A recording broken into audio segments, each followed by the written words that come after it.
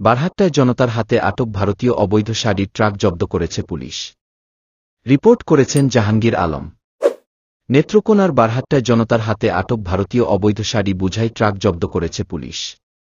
প্রায় অর্ধ কোটি টাকার মূল্যের বিভিন্ন ব্র্যান্ডের শাড়ি উদ্ধার করা হয়েছে বলে নিশ্চিত করেছেন বারহাট্টা থানার ওসি মোহাম্মদ কামরুল হাসান।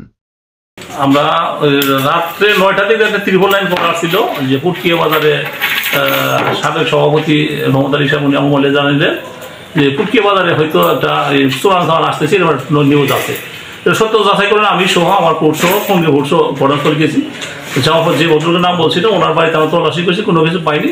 তো ত্রিপল না লাইনে কলকাতায় জিজ্ঞাসা করা হলো যে ঘটনা কি, বললো যে আসলে আপনাদের আসতে দেরি হয়তো হয়েছে, এই জন্য চলে গেছে। 3টা পোস্টে আমরা থানা এলাকায় চেকপোস্ট বসাইছি। তো আমরা রাতে 3টে পর্যন্ত কোনো চেকপোস্টে কোনো কিছু পাইনি। আমার 3:30 পৌনে 4টের দিকে আমার একটা কল আসলো, বিএনপির অনেক নেতা কর্মী তারা এখানে একটা টাকা আটক করে রাখছে।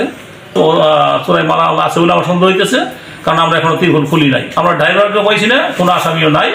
পরিত্যক্ত অবস্থায় আমরা ওই ট্রাকটা উদ্ধার করে জনগণের সহায়তায় থানায় নিয়ে আসি এবং তাদের উপস্থিতিতে এই মালামাল জব্দ করা হয়েছে। আইনগত ব্যবস্থা প্রসিডিউর আছে।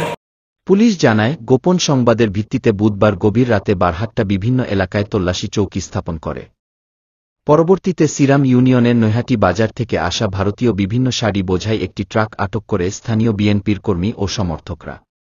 পরে পুলিশে খবর দিলে বারহাট্টা থানার পুলিশ সদস্যরা ঘটনাস্থল থেকে ট্রাকটি জব্দ করলেও চালক পালিয়ে যায়। জনতার সহায়তায় ঢাকা মেট্রো No 12-0053 নম্বরের ট্রাকটি থানায় নিয়ে আসা হয়। পরে মালামাল জব্দ তালিকায় করে পুলিশ হেফাজতে নেওয়া হয়।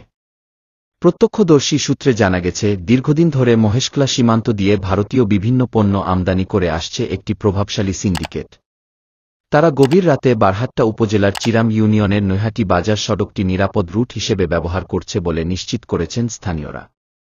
তবে চোরাচালান রোধে টহল জোরদার করা হয়েছে এবং জব্দকৃত মালামাল আদালতে প্রেরণ করার প্রক্রিয়া চলছে বলে নিশ্চিত করেছে পুলিশ।